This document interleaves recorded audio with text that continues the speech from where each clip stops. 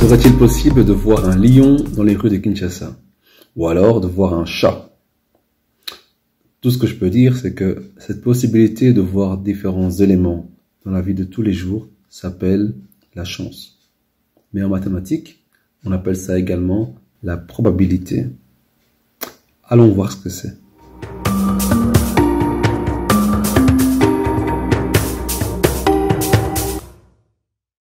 Bonjour à tous et bienvenue dans le programme scientifique de mathématiques. Nous avons un programme donc de 6e année et le thème d'aujourd'hui sera les probabilités. Nous allons parler maintenant des fréquences. Pour illustrer les fréquences, nous allons utiliser un phénomène qui est donc la pluie sur Kinshasa. Pour cela, prenons donc des mois de 30 jours. Nous allons prendre ici donc 3 mois. Le mois d'avril, le mois de juin, et alors le dernier, ce sera le mois de novembre. Ces 3 mois sont sur 3 saisons différentes. Donc, en avril, on a eu 10 jours de pluie, en juin 5, et en novembre 20 jours de pluie. Ces nombres obtenus sont appelés des effectifs. Les effectifs divisés par le nombre de jours du mois est appelé ici la fréquence. Donc, la fréquence pour avril sera alors 10 sur 30, donc un tiers. Pour juin, on obtient 5 sur 30, donc un sixième, bien sûr. Et pour novembre, on a donc 20 sur 30, ce qui donne 2 tiers. En décimale, pour ceux qui préfèrent, on a un tiers qui donne environ 0,33, 0,17 et le dernier, je vous laisse 0,67. Voilà donc la réponse par rapport donc aux fréquences. Donc on peut dire ici qu'on a la fréquence de pluie par mois. Maintenant qu'on a vu la notion de fréquence, on peut voir la notion de probabilité. Pour ce faire, nous allons étudier donc un mois, avril, sur plusieurs années. Pour le temps qu'on a, nous allons simplement faire 3 années. Donc avril 2018, avril 2019 et avril 2020. Nous voyons ici que en avril 2018, il a plu 10 fois. En avril 2019, il a plu 12 jours. Et en avril 2020, on a eu 8 jours de pluie. C'est-à-dire que les fréquences, on sait maintenant comment les calculer. Ce sera donc 10 divisé par 30, 12 par 30 et 8 par 30. Ce qui donne ici, nous savons très bien, pour le mois d'avril 2018, on aura un tiers. Pour avril 2019, on aura 2 cinquièmes.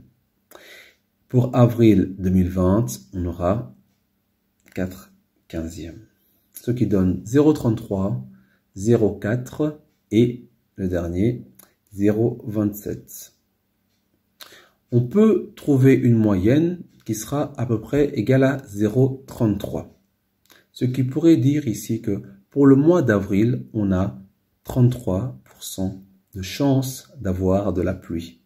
Donc c'est ce qu'on va appeler la probabilité. Voyons à présent ce qu'on appelle une expérience aléatoire. Un exemple très simple, c'est le lancer de dés. Le lancer de dés donc consiste à prendre un dé, le lancer et attendre d'avoir un nombre. Donc ici, on peut par exemple essayer d'avoir le nombre 1. Pourquoi pas? Si je lance le dé une fois, est-ce que j'aurai le 1? Je ne sais pas. 2 fois, non. 3 fois, non. 4 fois, non. 5 fois, on voit que oui. 6 fois, non. 7 fois, non. 8 fois, non. Donc, maintenant, si on lance le dé, on va dire 100 fois, est-ce qu'on a la chance d'avoir au moins une fois le nombre 1? Oui, bien sûr.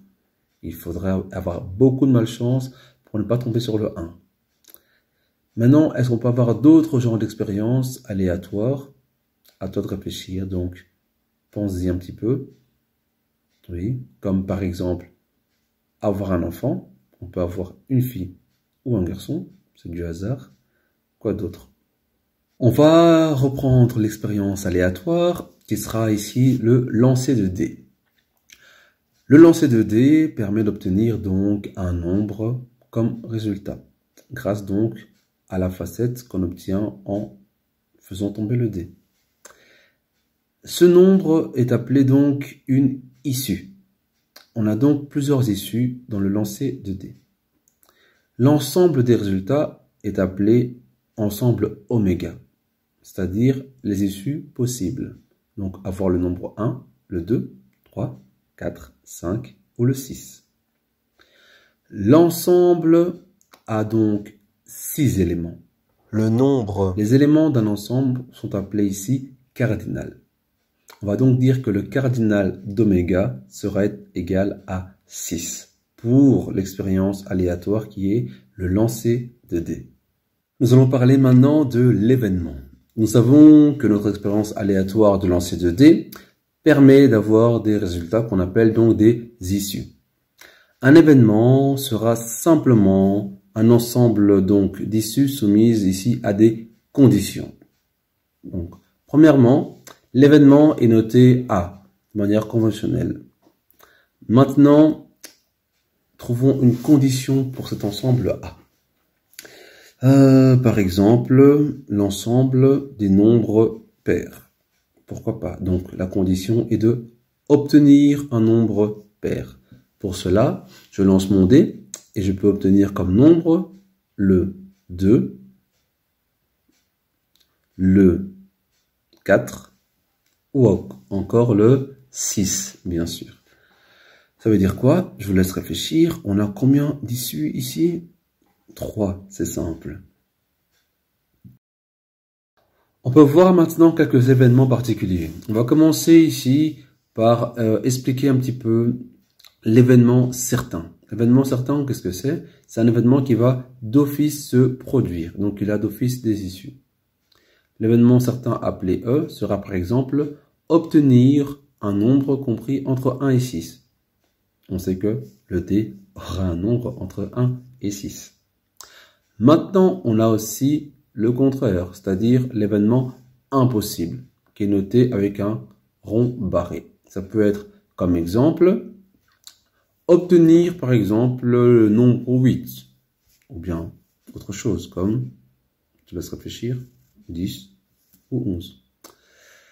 L'événement contraire noté A avec une barre au-dessus est un événement contraire à A. Si A est obtenir donc un nombre plus petit ou égal à 3, alors le A barré sera d'obtenir un nombre strictement plus grand que 3. Voilà, maintenant on peut passer à la notion de probabilité. Donc on a vu qu'un événement A pouvait avoir donc différentes issues. Et la probabilité donc PA sera le nombre de cas favorables pour que l'événement puisse se réaliser sur le nombre de cas possibles par rapport à notre expérience aléatoire. Donc ici, le lancer de dés. PA est égal donc à cardinal de A sur cardinal d'oméga. PA appartient à l'intervalle fermé 0,1. C'est-à-dire minimum 0 et maximum 1. Pour calculer, prenons un A. Donc A égale obtenir un nombre pair. On a vu que le cardinal de A était égal à quoi? Donc on peut avoir un nombre pair si on a 2, 4 ou 6. Donc on a 3 issues. 3 issues sur 6 au total, ça fait donc 0,5. On peut donc dire qu'on aura 50% de chance d'avoir un nombre pair en jetant un dé. On va commencer un premier exercice. Donc nous allons reprendre le lancer de dés et imposer comme condition donc d'avoir un multiple de 3. Donc l'événement sera avoir un multiple de 3. Les cas favorables sur les cas donc possibles donnera donc cardinal de A sur cardinal d'oméga. Pour avoir un multiple de 3, on peut avoir soit 3 ou 6. Donc, ça veut dire 2 issues. 2 issues sur 6 au total, ça fait donc un tiers ou alors 0,33 en décimale. On est bien entre 0 et 1 dans l'ensemble. Et on peut dire alors qu'on aura 33% de chance d'avoir un nombre qui est multiple de 3 en lançant un dé. Pour le second exercice, nous allons changer un peu de jeu. Nous allons prendre ici un jeu de cartes. Un jeu de cartes comporte 52 cartes. On prend comme événement A, obtenir un roi. On sait qu'il y a 4 rois. Donc ça veut dire que la probabilité de A sera donc égale au cardinal de A sur cardinal d'oméga, ce qui signifie donc 4 rois sur 52 cartes au total, ce qui donne un 13e ou alors 0,08. Le nombre est bien compris entre 0 et 1 et on peut aussi dire qu'on a environ 8% de chance d'obtenir un roi dans un jeu de cartes de 52 cartes, sans joker. Donc le troisième exercice va utiliser de nouveau le jeu de cartes. On a donc 52 cartes dans notre jeu. Ce qu'on veut faire ici, c'est trouver la probabilité donc, de l'événement A qui sera obtenir un cœur. Pour obtenir un cœur, il faut donc avoir soit un cœur dans les nombres, donc de 1 à 10, soit un cœur dans les figures, donc dame, valet, roi.